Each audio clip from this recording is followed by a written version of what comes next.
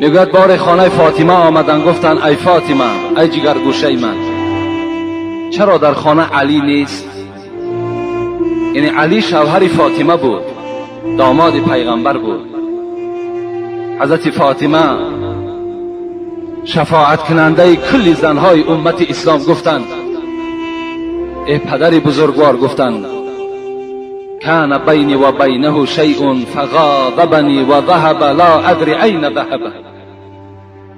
پدر بزرگوار گفتند الحال گفتند بین ما شاید 1 ساعت پیش یک جنجال شد، ما با علی جنجال کردیم، نه مثل جنجال های امروزه. بعض جوان مسلمان خدا پدر و مادرش رحمت کنند میگوید که زن من میگوید در دهن تو من فلان کنم. خدا ترا بدبخت میسازد، خدا ترا روسیا میسازد، تو نام مادری را رسوا کردگی هستی. این گناه غضب در بین علی و فاطمه نبود. میگوید گفتن پدر بزرگوار کمی بین ما یک نافهمی شد، حضرت علی ملال شدند و از خانه بر آمدن، نمیدانم کجا رفتند. رسول اکرم میگوید غضبناک شدند، گفتند یا فلان انظر عین علی. میگوید سر از خانه بیرون کردند، یک امت شفیرات کردند، گفتند ای مرد کنی تفتیش کن علی کجا رفته باشد. میگوید این مرد دوان آمدن گفتند یا رسول الله هو فی المسجد.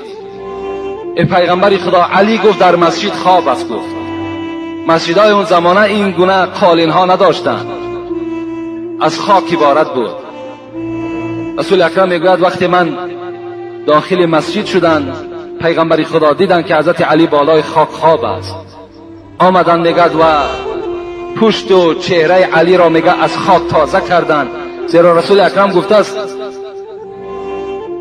من احب علی فقط احبنی و من ابغض علی فقط ابغضنی.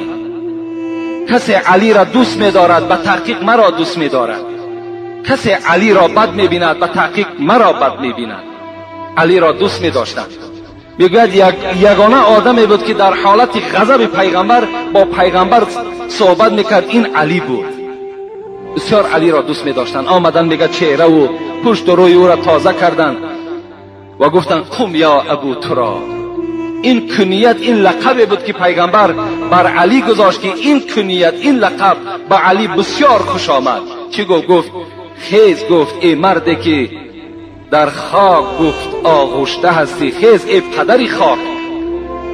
وقتی علی شنید از جای خود خیز، احترام میکرد پیغمبر را و دست علی را گرفت و به خانه آمدند. وقتی وارد خانه شدند و دیدند که در چهره پیغمبر که دیگرگونی هست، فاطمه در حال حس کردند که پدرش از او راضی نیستند، ناخشنود هستند برای این کاری که نسبت شوهر خود علی کرده است. در حال میگوید فاطمه دویدن از دست پیغمبر خدا قپیدن، گفتن پیغمبر پیش از آنه که علی از خانه من برآید، من نزد علی آمدم و پشیمانی خود پیش او اظهار کردم و طفت حوله 7 مرات، گرد علی 7 پیچ دور گشتم و گفتم ارضی عنی، و گفتم علی از من راضی شو، بالای من غضب نکن. من از علی این گونه مراجعت ها کردم و از من راضی شد، بعد از خانه من بیرون شد. رسول اکرم وقتی که این سخن از فاطمه که شنیدن این حالت میگد، باز رسول اکرم خوشنود شدند و گفتند یا فاطمه والذی بالحق نبیا لو مت قبل ان ترضی علیا لم اصلی علیکی. رضاء الزوج هو رضاء الله و سخط الزوج هو سخط الله.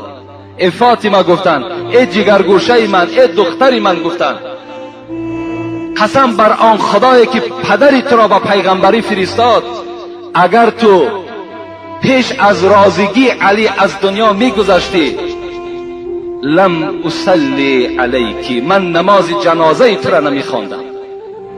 یقین بدان گفت ای فاطمه که رضاگی شوهر رضاگی خداست، و غضب شوهر این غضب خداست. این بود تعلیمات پیغمبر خدا نسبت دختری خود و نسبت تمام دخترهای امت خود. این معامله پیغمبر خدا هست. از همه خواهرای عزیز، مادرای عزیز، خواهش و التماس من همین است که با قدر شوهرها برسید. با شوهرها گپگردانی نکنین، شوهرها را به احترامی نکنین. چگونه ای که جمعه پیشین برای شما قید کردم، اگرچه این شوهرها در نزد شما قدر ندارند، قیمت ندارند، لکن حورهای جنتی چی گفتن؟ قاتلک الله فانه هو عندک دخیل.